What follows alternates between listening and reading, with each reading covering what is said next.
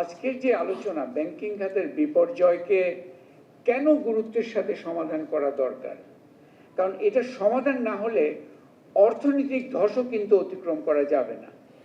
অর্থনীতির যে আমরা স্থবিরতার মধ্যে আছি সেটাকে যদি অতিক্রম করতে হয় তাহলে কিন্তু এই ব্যাংকিং খাতের বিপর্যয়টাকে ওই দৃষ্টিকোণ থেকেও আমাদেরকে এটা গুরুত্ব দিতে হবে।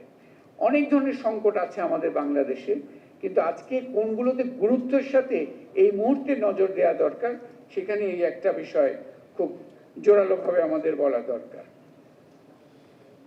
সার্বিকভাবে আপনাদের সবার আলোচনায় এসছে ব্যাংকিং শব্দটা শুনলে আমরা অর্থনীতি শব্দটা সামনে আসে, কিন্তু সবার আলোচনায় যেটা আসছে যে শুধু অর্থনীতি নয়, রাজনৈতিক অর্থনীতিটা হচ্ছে যে প্রেক্ষিতে আমাদের এগুলো বুঝতে হবে।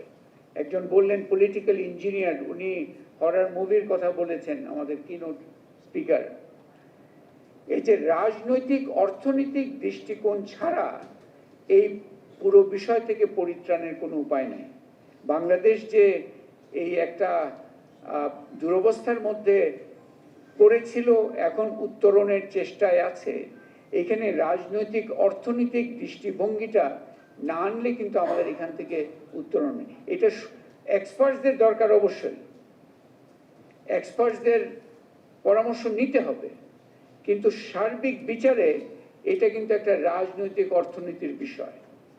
এবং আপনি ব্যাংকিং রেজলিউশন অ্যাক্ট যেটা হলো তার যে এই যে উপধারা নিয়ে আপনারা প্রশ্ন তুলেছেন, এটার তো কোনো ইয়ে নাই, অর্থনৈতিক ব্যাখ্যা নাই। এটার ব্যাখ্যা একমাত্র হচ্ছে রাজনৈতিক অর্থনীতি। সেই দৃষ্টিকোণ থেকে কিন্তু বিষয়গুলোকে আমাদের দেখাটা খুবই দরকার।